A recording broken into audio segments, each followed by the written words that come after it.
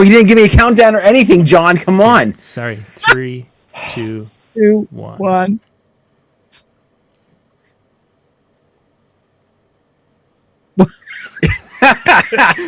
We just have to have someone. Why not, right? Hey, everybody. Welcome to Monday night. It is another wonderful Monday, and we might be a little giddy. It's okay. We're allowed to be. But no, in all fairness, though, we've got John.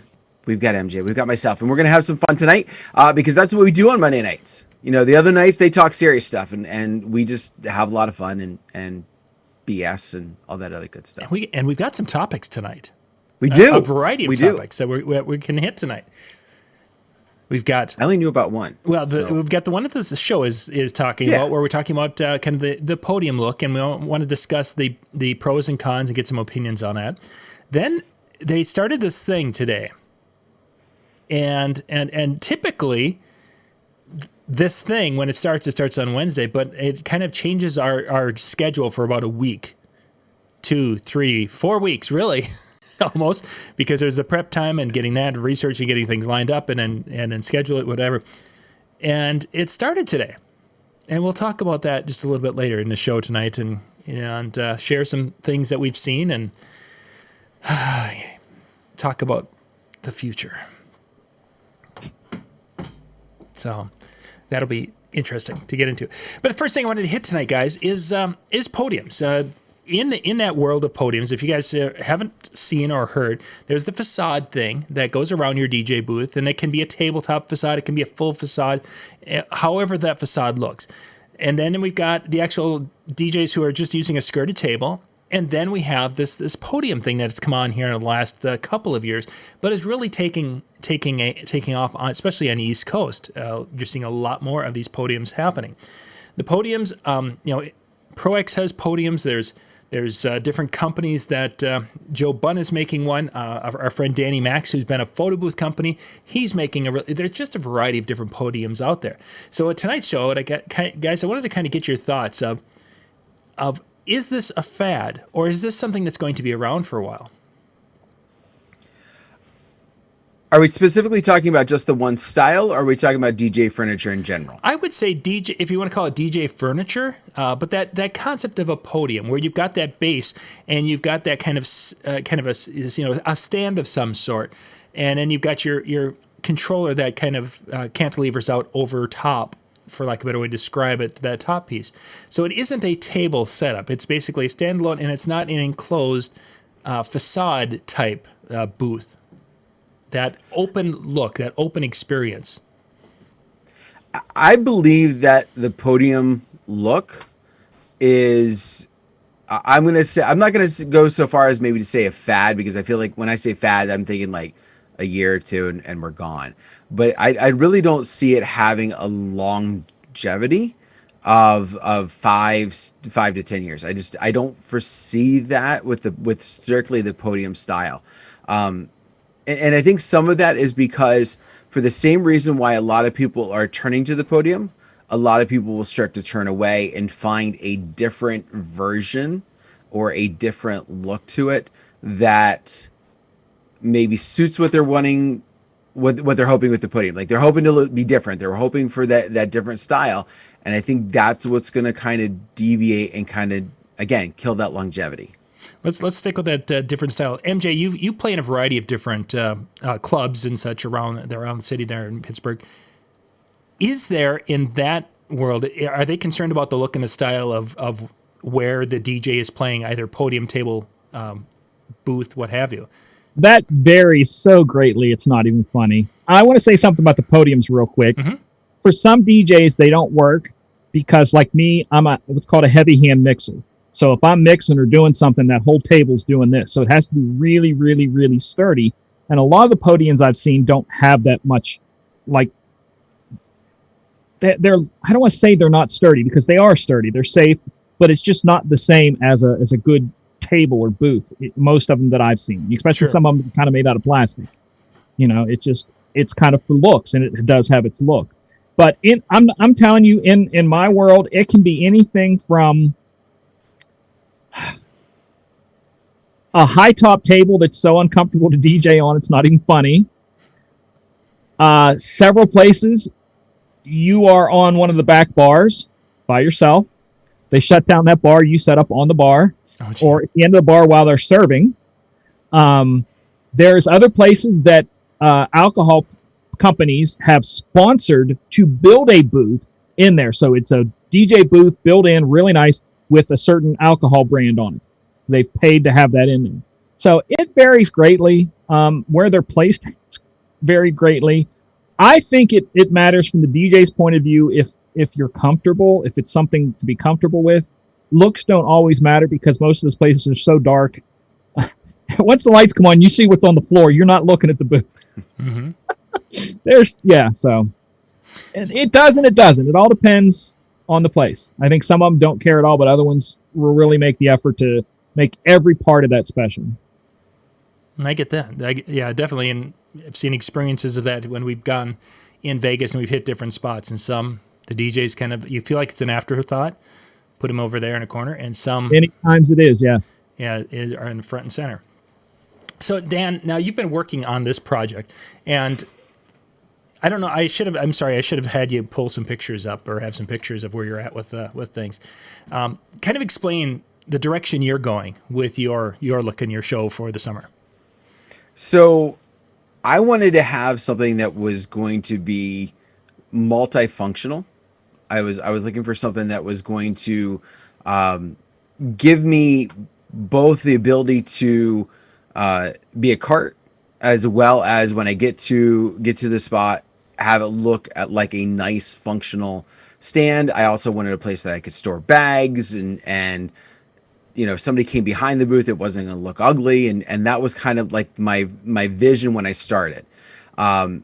What that grew into as I looked to see what was out there. And I got a lot of inspiration from Low Stacks, Logan Smith, and as well as, I guess kind of an off brand of the Toadmatic, that some people were taking like his style and his, you know, kind of lead with that. Mm-hmm. Donnie Lewis has a bunch that he's built just with his own tools and that kind of thing that, so little by little I started taking inspiration, and I liked the table look as opposed to the podium, because I wanted something that was going to be able to put the gear into, as well as those bags and everything else. In the podium, there's no place to necessarily hide things.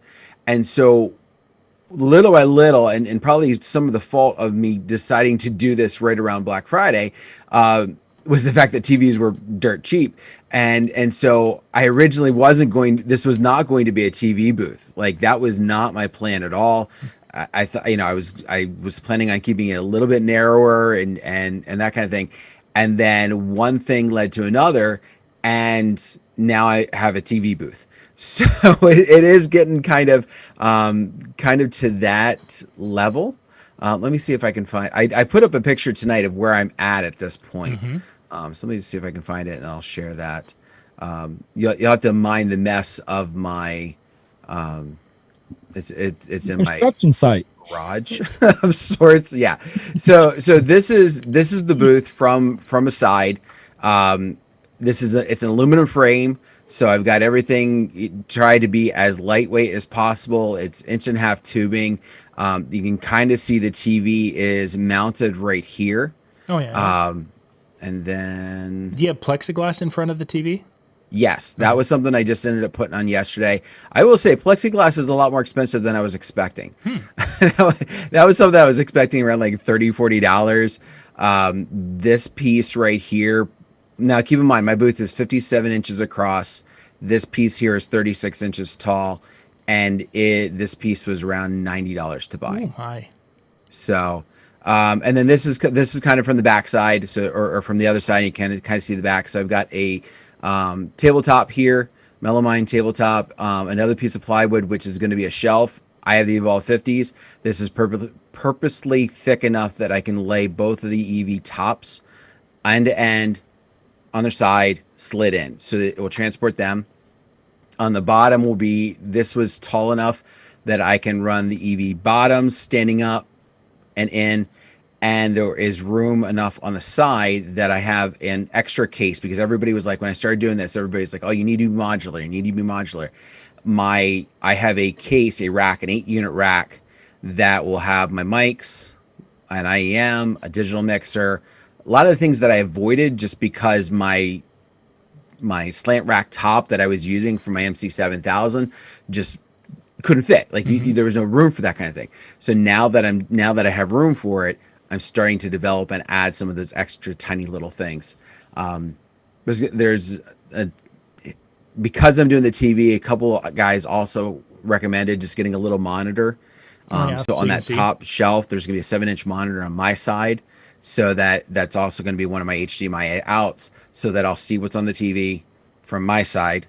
I've got tabletops so that if I need to do scripts, I'm going to have a spot to be able to hold that without that, like sitting on top of the controller, which was one of the problems I had with my tabletop. So like when I started going through this, there's something I probably would have tweaked, things that I didn't really realize until after the aluminum part was done, but it's been a labor of love.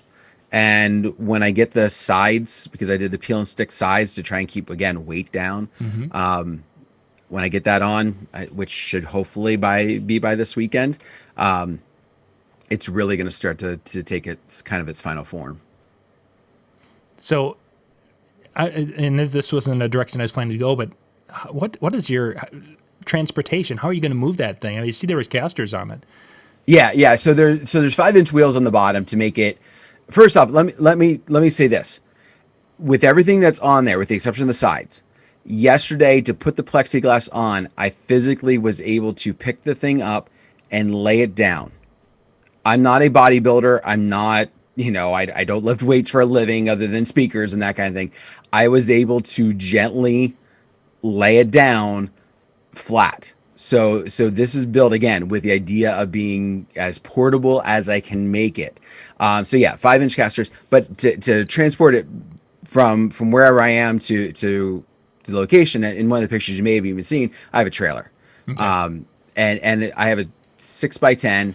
I didn't plan this, but it works out perfectly that I have a side rack rail that this will fit perfectly between my back door with a railing and my side door with the railing, locking it and ratchet strapping it in. Like, and I'm hoping you have a ramp, then you can run it. I do. Oh yeah, my back door is a ramp. Okay. Yeah.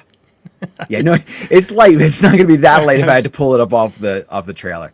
I made it 30 inches deep, so that way I had a little wiggle room for ADA. American Disabilities Act. Yeah. So for all doorways, to try and make sure that I could fit it through, for any outside doors for that purpose. That's one of the things I probably would have even gone a little bit more narrow than what I did. But I wanted to have enough deepness behind my controller for some of those extra little bells and whistles that I'm trying to build in. So I like the concept of the TV booth. I mean, we've seen the Toad version and such. When you start talking about moving that thing and you get to a venue that has stairs, it just freaks me out. I can just imagine you getting there and it's like, oh, I've got 4 stairs to get in and there's nobody around to help me. That just becomes a huge issue or a concern.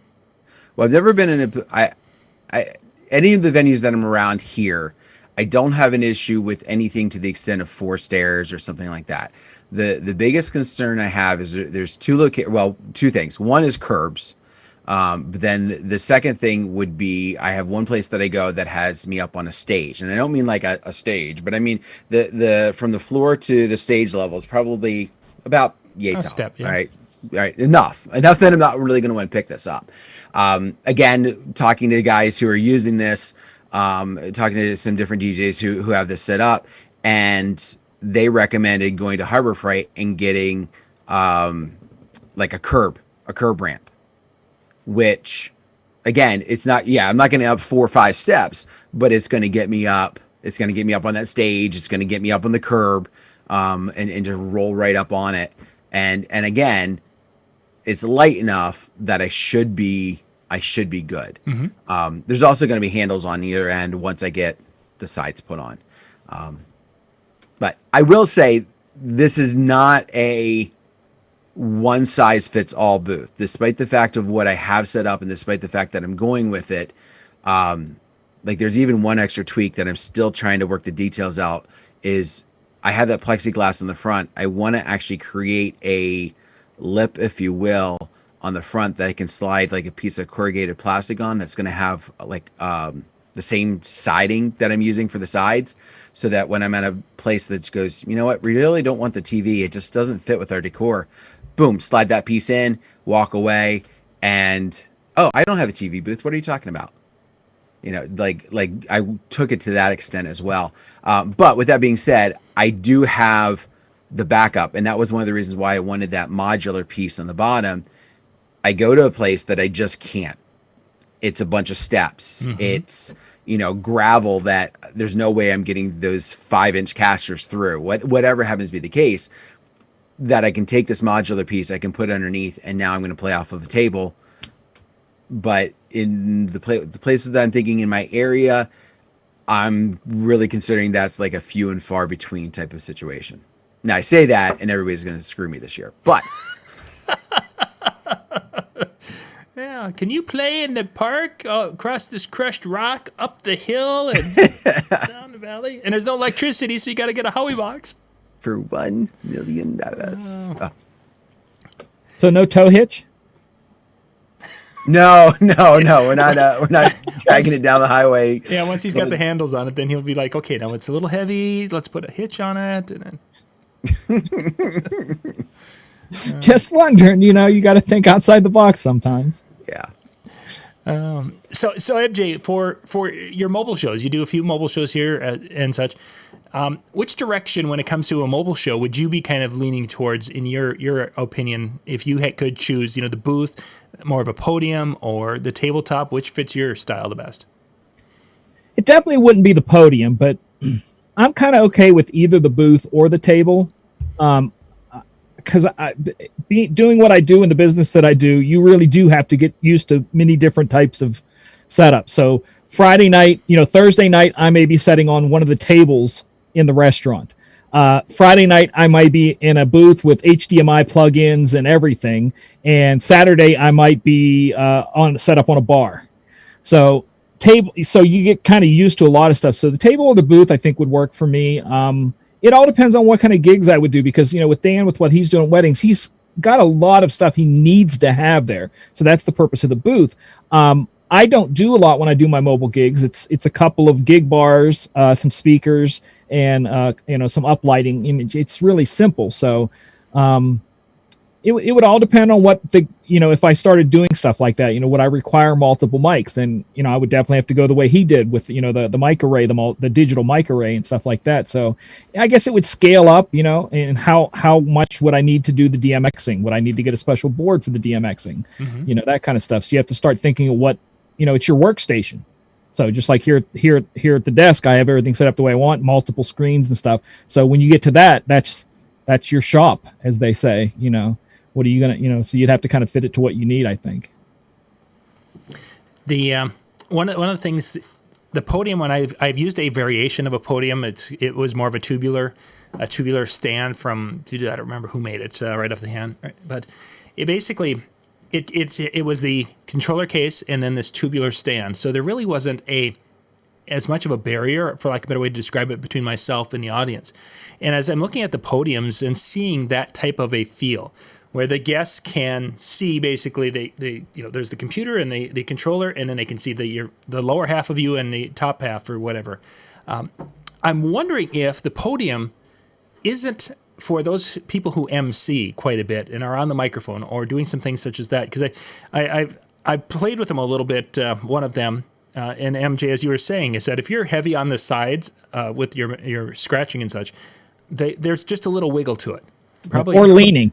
Some people like to lean, you know. Yeah, exactly, and that's always been a concern, because even though, you know, it's sturdy and it's well put together, I have children who can lean on the edge of our table in the house, and that's kind of a center type of a podium design, and that table leans when you've got a 10-year-old leaning on it. So I wonder where that, you know, is it the MC performer that for a wedding that podium really becomes, that's where the niche is for this?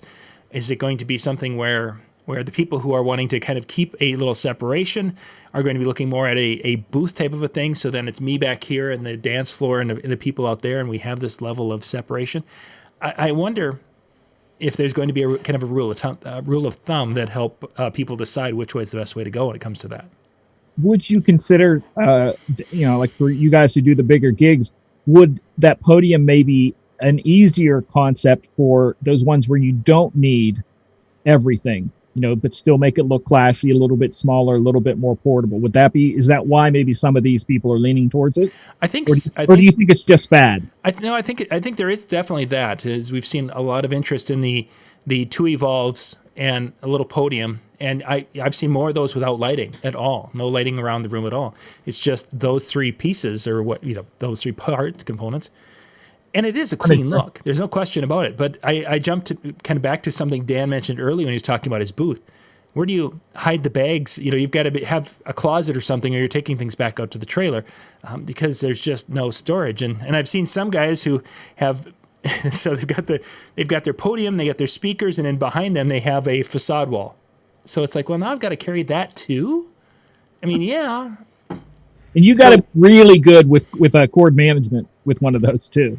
Well, and I think one of the differences also, and there's different types of the podium style. So hoverboard or or the Germany one, that was like one of the first podiums that I saw and really ran into.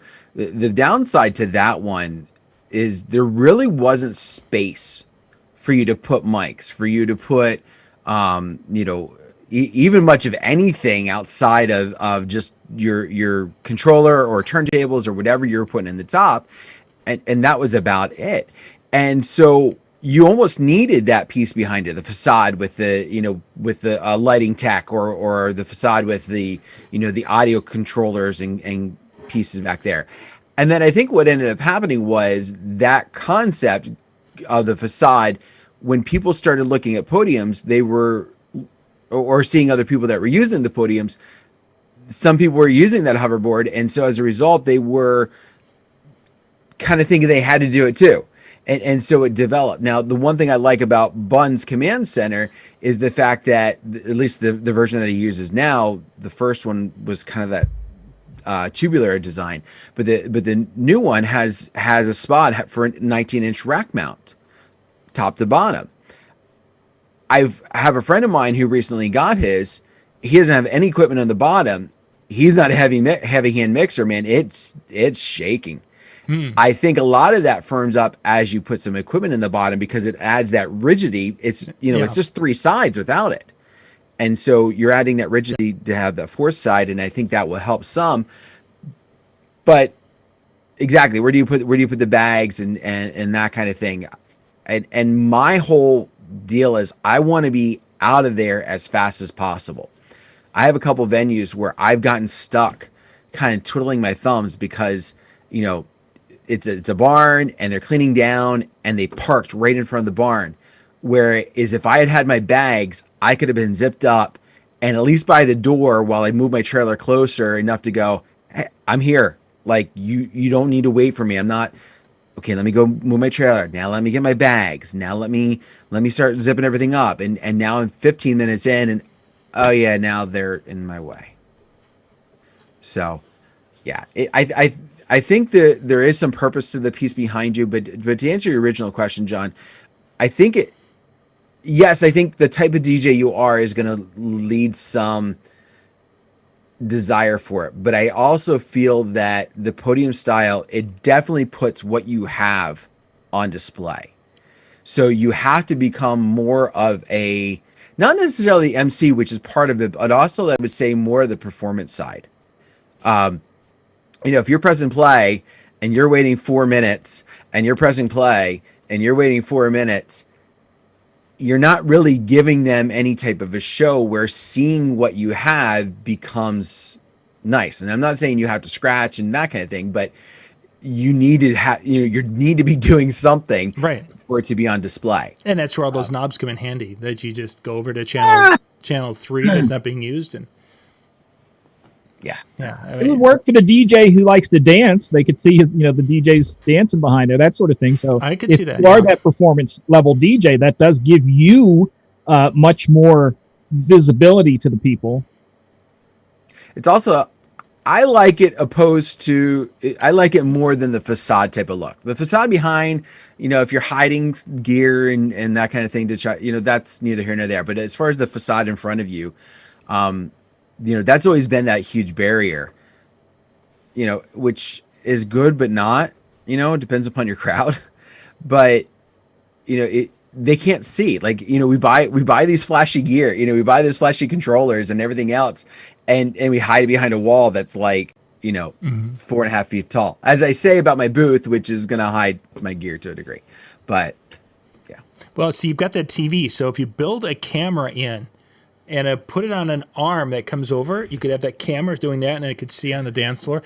And then you'd have to put in your own little, video switching system. So then you could have a crowd camera. You could have the one that shows you perspiring and working, and then add another 20-some pounds and add the hitch. The hitch.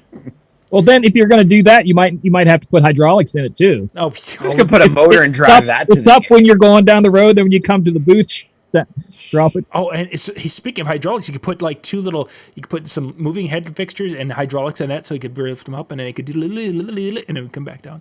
How cool would that be? So when are you putting those in, Dan? Yeah, come on.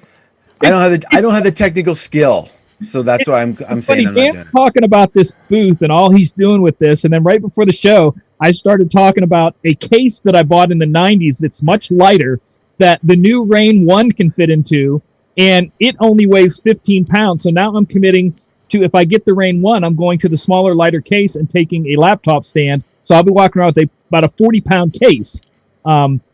Dan's probably got that much in hardware, bolts and stuff in there, like 40 pounds.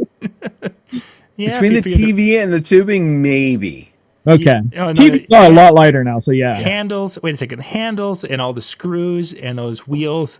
Yeah, he'll be there, just in hardware, and then he'll add the wood. David mentioned in the chat. You gotta take what you like, because for me, I've always had a rule, because I don't want to do big gigs. So I've always had a rule that if I do a mobile gig, I have to be able to take everything in on one cart. Mm-hmm. And if I can't take it in on one cart, it's not the kind of gig for me.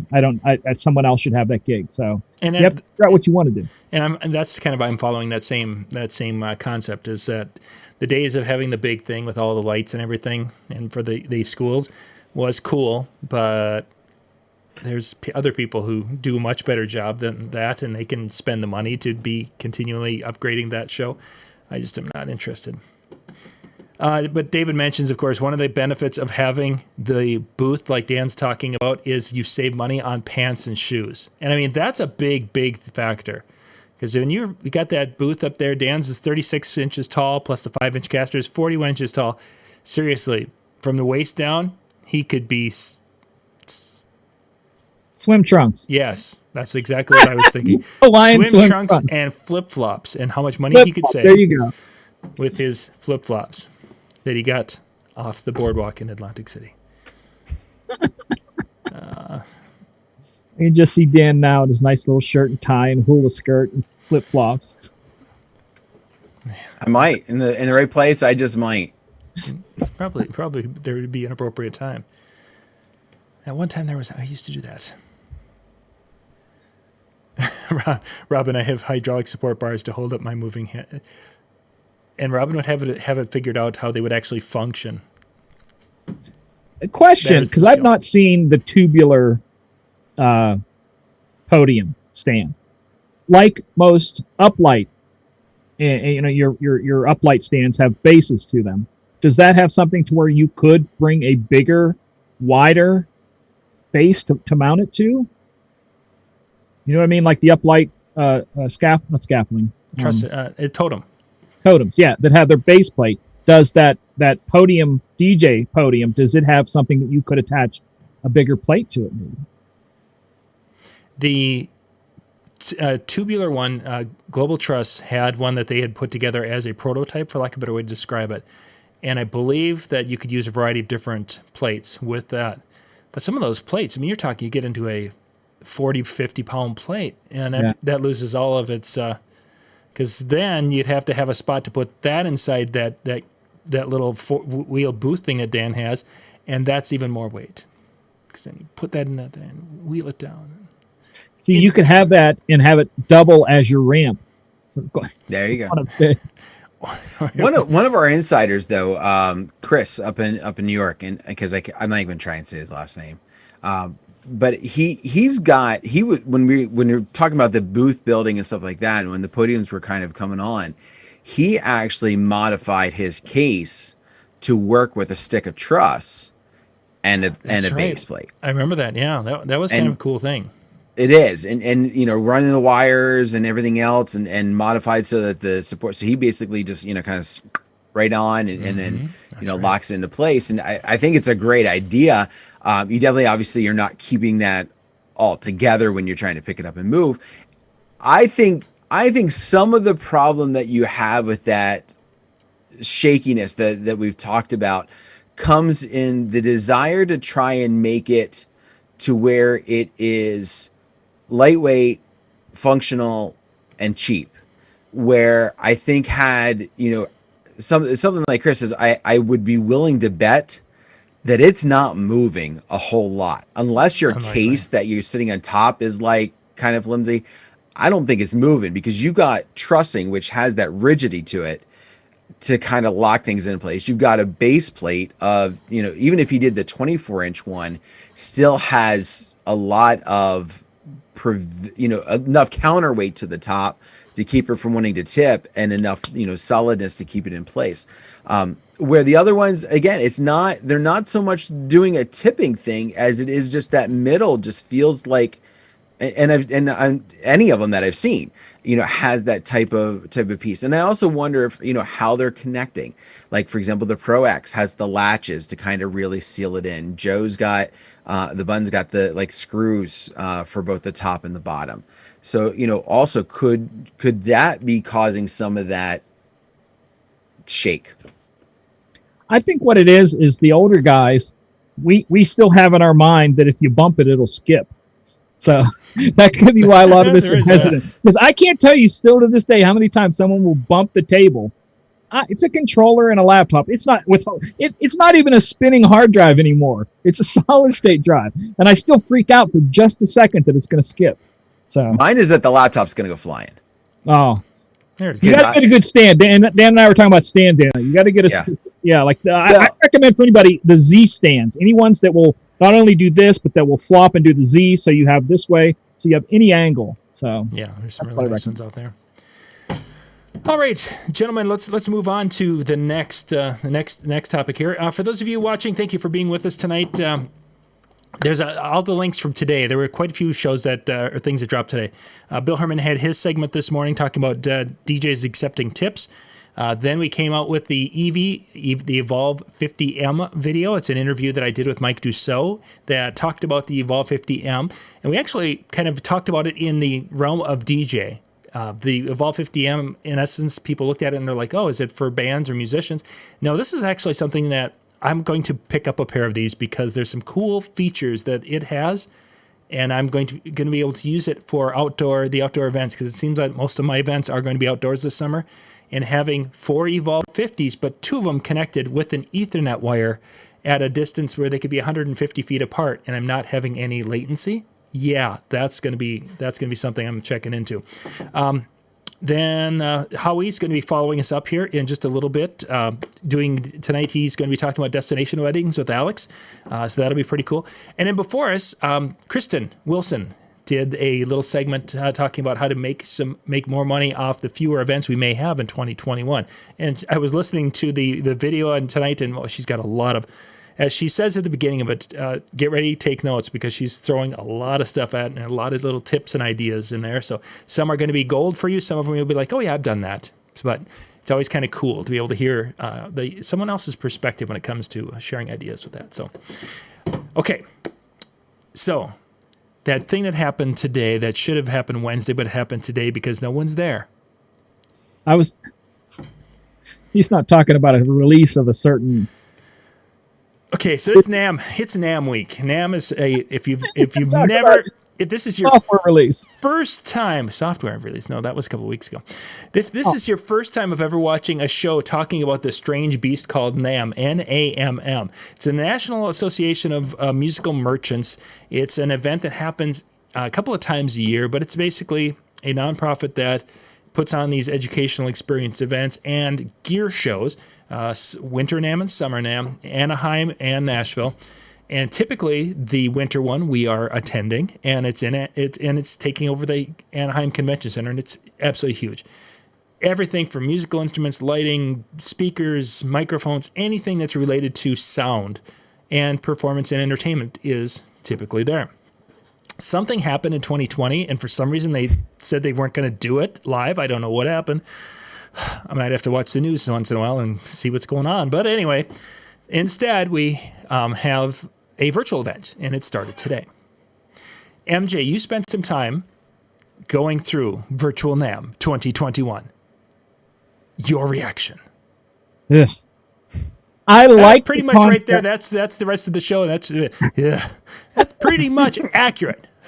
No, it's if it had, because you understand that, like John said, it's a lot about sound. So there is a lot of musical instruments in there. Every type of musical instrument you can imagine, on top of every speaker company and everything, microphones and strings for string instruments and everything, pianos.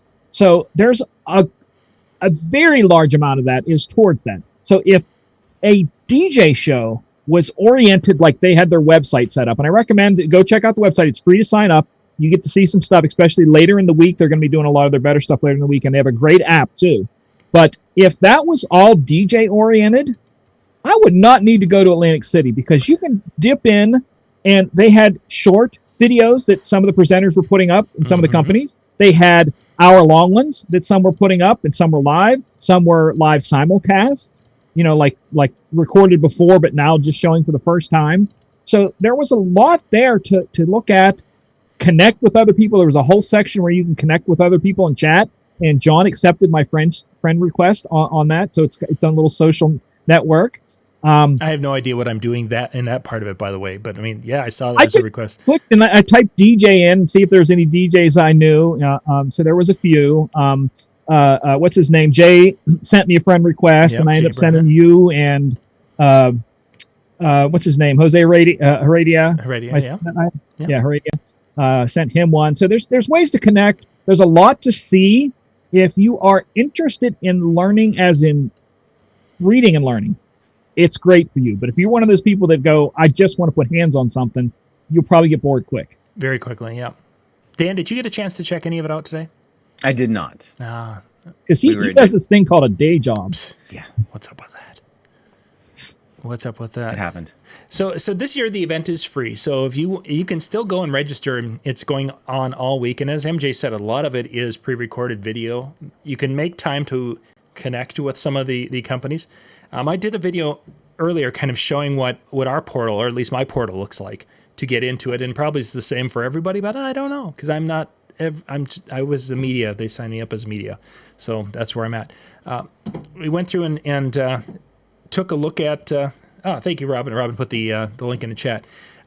Took a look at a lot of the different things, and we're trying to see, because it was a case of, I didn't expect there to be a lot of new gear, just because we came through a year when not much was sold beyond entry level or people wanting to just kind of play.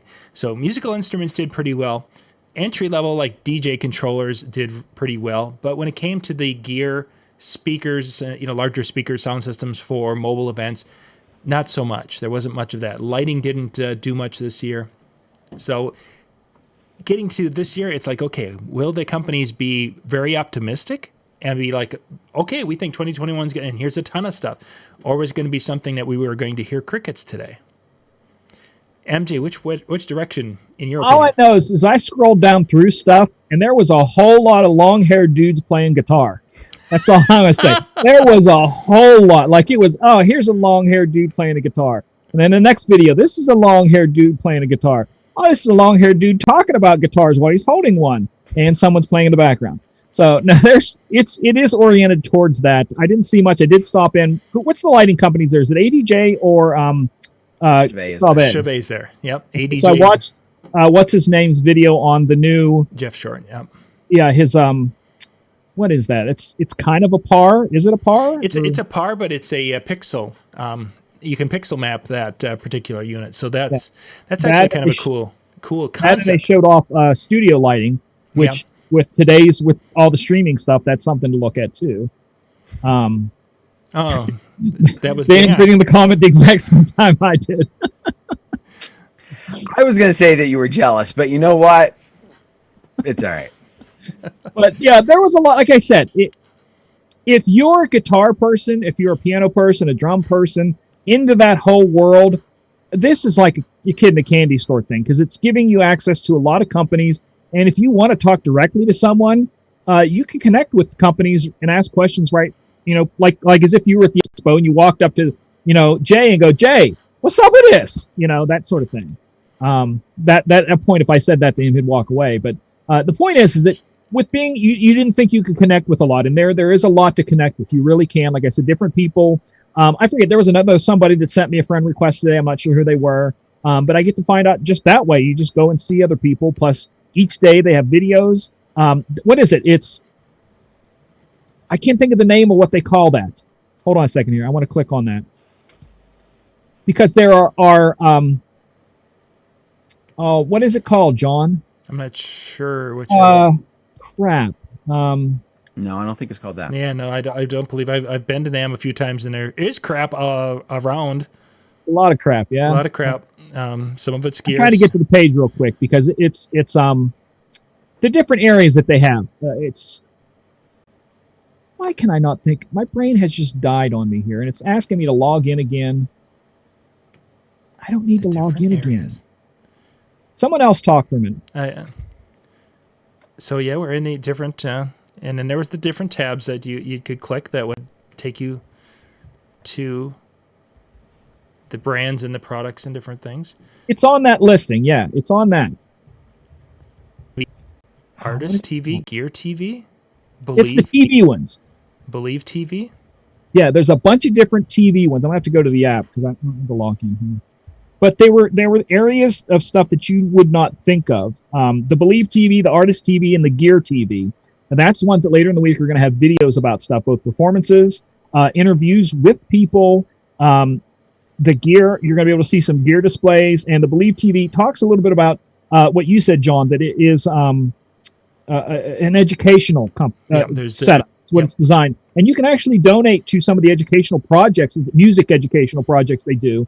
Which I think is important because those of you know, I just finished the first draft of my book, and one of the things I talked in there about is how many art and music classes were available when I was in high school, and how many we got to sample and try, and how many of those just aren't there anymore. So I think this is an important thing because it's just not going to be at the high schools. You're not going to get the opportunities that I had to try everything. And find what your thing is. This is giving people, a spot out there to do it as a nonprofit, like you said. Mm-hmm. Yeah, and it's definitely a cool experience if you've never been out to it live in person. I mean, this is kind of neat. You get to see the variety and things, but it's only. I would go as far as to say maybe it's 20% of what's typically out there, if that. It's just you don't have some of these companies that. As an example, downstairs there's a section where they have woodworking tools, where they have hunks of wood that you can go and buy, and you can cut to make your own guitar from that hunk of wood. You're not seeing that on the virtual. I just thought it was kind of funny that it's called Believe in Music Week, and In Music is not there. I'd have been all over this. Like, yeah, it's In Music Week. Believe. Hashtag believe us. In Music Week, believe. Believe us. One of the things I will say though, that if this continues, if the open door policy of the web presence continues, even though the show might be there, I think there is a lot of benefit, especially that educational side, as you were saying, MJ. I know when my wife and we went a few years ago, it was very frustrating in some aspects because it was a real whirlwind trip, but I wanted to check out the DJ stuff.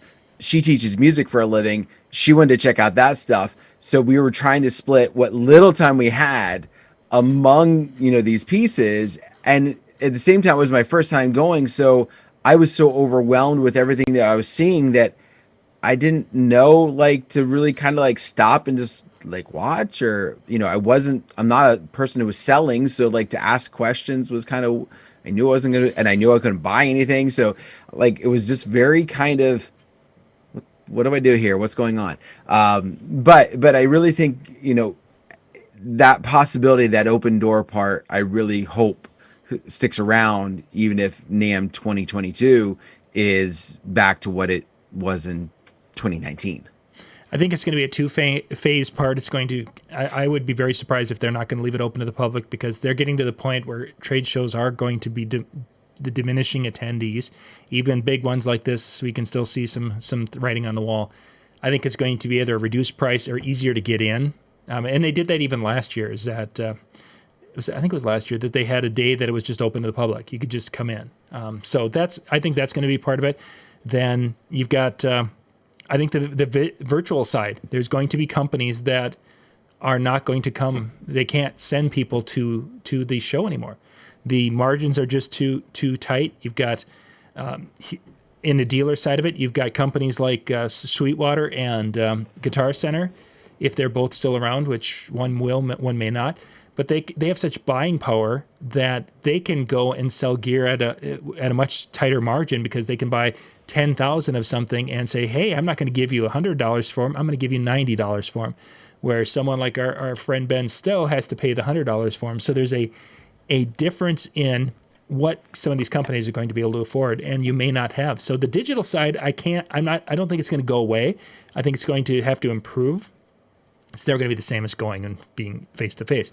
But I think the face-to-face is, it may change from being as much of a dealer show to more of an end-user show. Not that you can buy, but an end user to come in there and look at things. And then how long will dealers, these manufacturers, continue to put 6 digits of investment into a show to show off their products? When you've got companies that like Rain, that the one was around the world, people were talking about it for that week.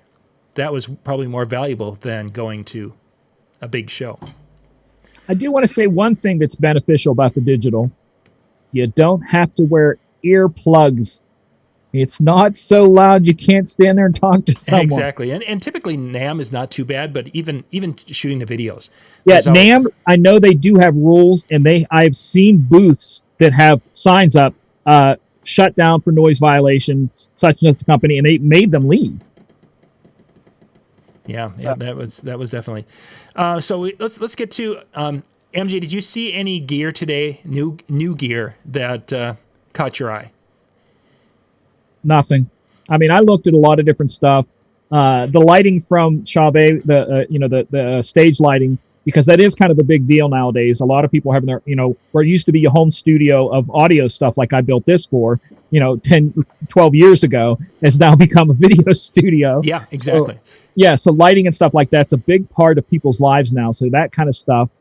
There are some seminars I had tagged about the new streaming age for both presenting like we're doing and performances. So those are coming up. I'm going to look at some of those videos this week that are about the whole online thing and how it's changing. There was and I cannot remember the name of the company, had a podcast center that they put out, and it gave you everything from scene switching buttons, multiple microphones, blending across stuff, and it was a neat little package that lets you do a whole multi-person thing doing the streaming, and I kind of liked it. A little bit out of my price, but it was really nice. Yeah, Roland, I think, is who you're referring to. Yeah. Yep, the Roland, because it's sitting right over there. I have one of those because I thought, this would be really cool to get.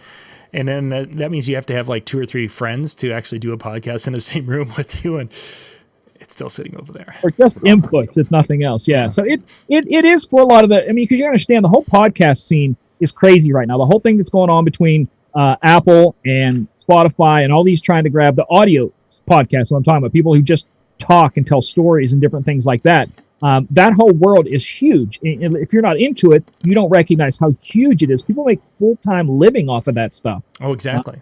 So it's all part of the future, where you may think we're only doing this year and you're going to go back to your live gigs, but there are people that are going to continue this as part of their income. And you know, I hope to be part of that, to where I can make some income sitting right here. Mm-hmm. Exactly. And that was one of the big things that I was surprised at, how many of these big companies were featuring. You go to the Shure, their booth as an example, and it's podcasting microphones. You go to EV, EV's their the booth. The first picture is this. Well, actually, it's the RE20, but you know, it's one of these. Second picture was, I don't remember what it was. And the third picture was the actual new product, the Evolve 50M. So it's one of those situations that the companies are realizing that for the time being, people are wanting to up their game in this realm, especially if we have a year where people are going to be doing this for the entire year or a percentage of it. So yeah, some of the case companies were showing off some lighting that could be used for studio areas.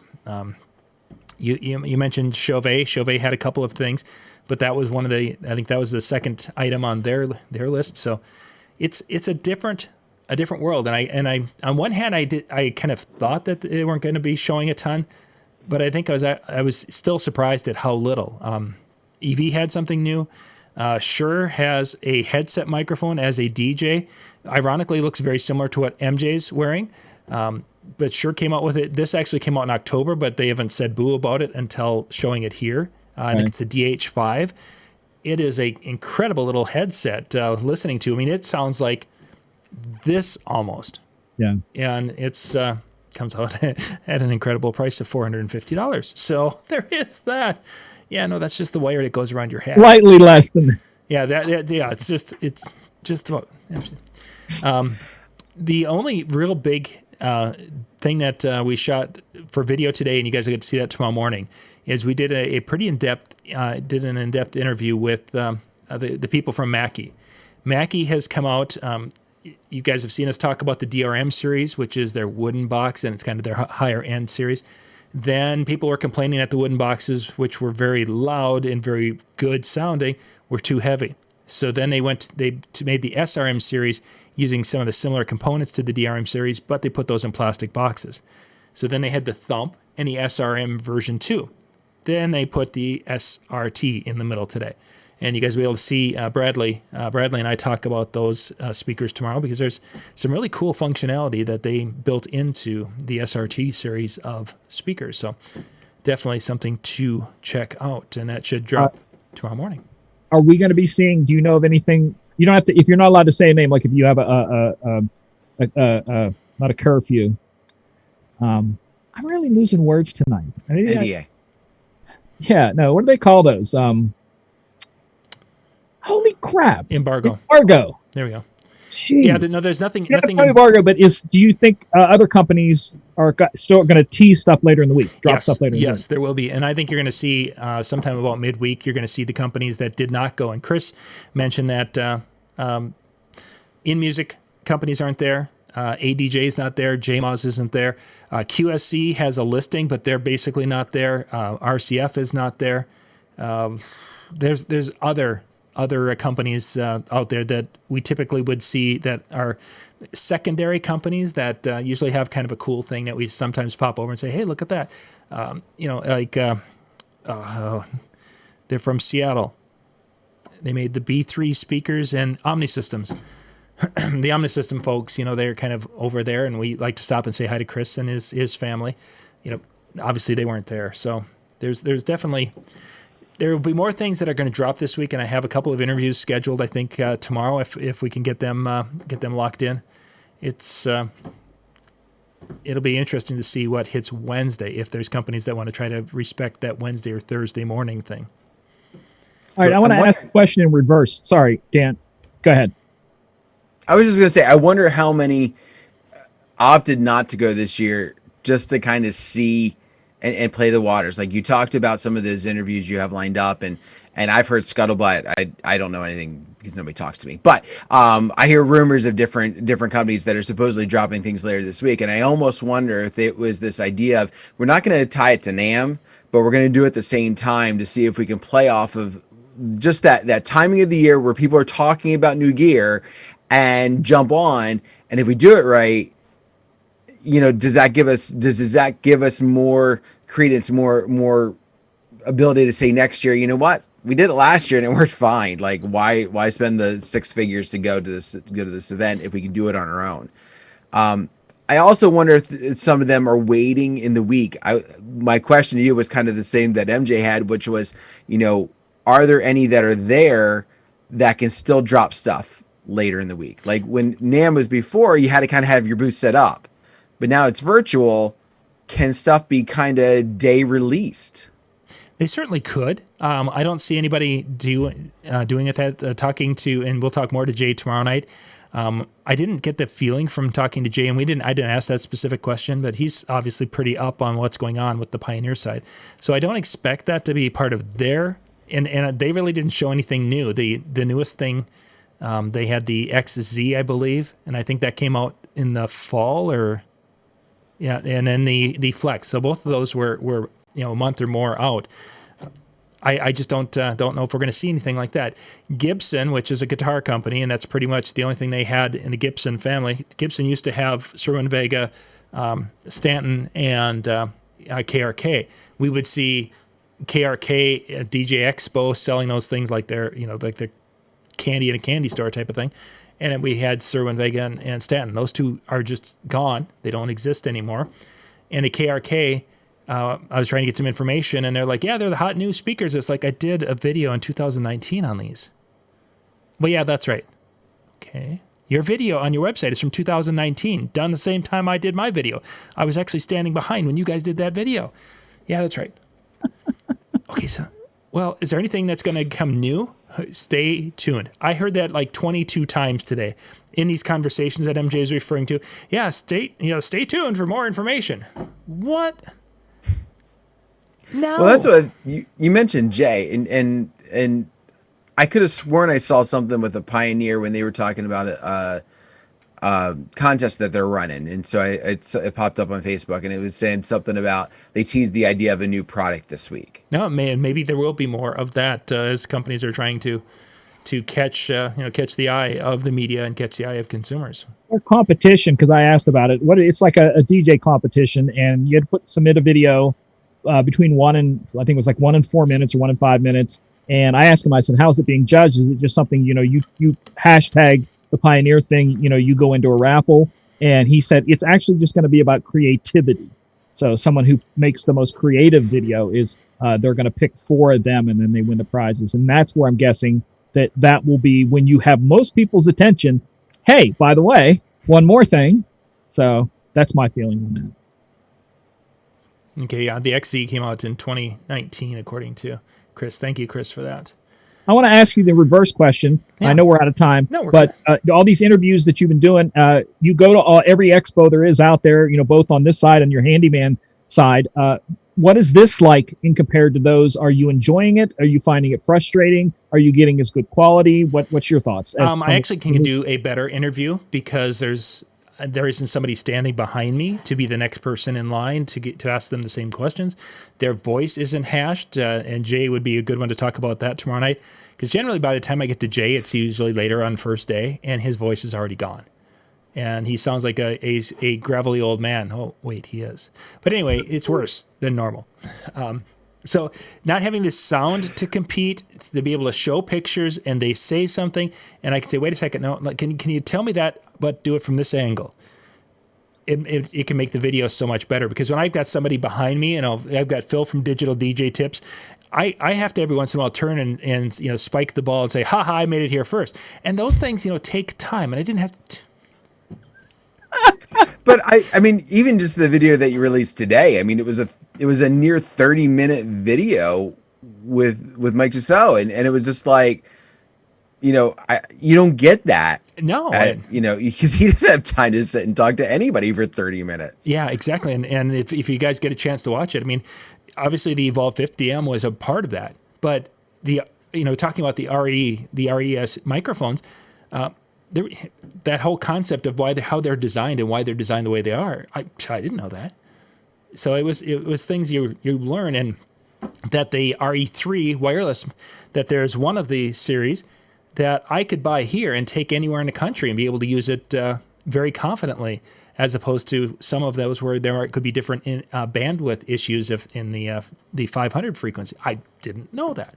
So that was very cool to, and as you say, I wouldn't have been able to ask or get those answers at the show, because it would have been, here's the 5 talking points and website, go. That would have been the end.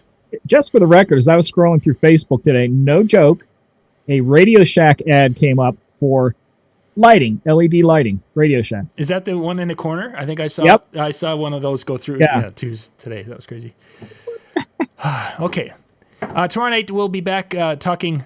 I think Ben and Katie are going to be coming on at 9:00 Eastern tomorrow night, and they're going to be, I don't know if they'll be in the chill room or if we'll have a YouTube player. It's going to depend. There's a basketball game, and this winter when my kids are playing basketball, I'm trying to be there at their games. So they'll either be in a chill room or I'll be joining them. And then Brian and Jay, and I'll be back by that time, and we're going to talk about what we found out from day 2 of NAMM and get some more insights into that.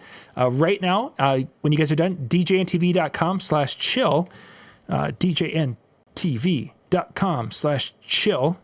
This is where Howie and Alex are going to be in there talking about destination weddings. You can jump in there and listen to them do that. The show will be uploaded and available later in the week, but if you want to watch it live tonight so you can ask questions, jump in there, DJNTV.com/chill, and then you can be part of that in the background while they record tonight's episode. So I think we're Keep good, guys. an eye out for my show, Music and Mixing, because with this week with stuff being released, I may hold off. Instead of doing it Wednesday night at 9 p.m., I might do it Thursday night at 9 p.m. or Friday night at 9 p.m., depending on what equipment I get to talk about. So pay attention. Look for it sometime. Yeah, and if there's something that goes on, MJ, I was actually going to talk to you about going Thursday night, because if there's one of the companies, they may be releasing something Thursday morning, and it would be more fun to go Thursday night. So count me in, because I'm going to be right here probably. So, yeah, right in the office. All right, Dan, take us home. Well, thank you very much for taking time to join us all tonight, and you learned about everything from DJ booths and podiums and the NAMM show as well, and so check out all those things. Keep looking out for more videos coming this week. Have yourself a wonderful good night. Thank you very much. Bye, everybody.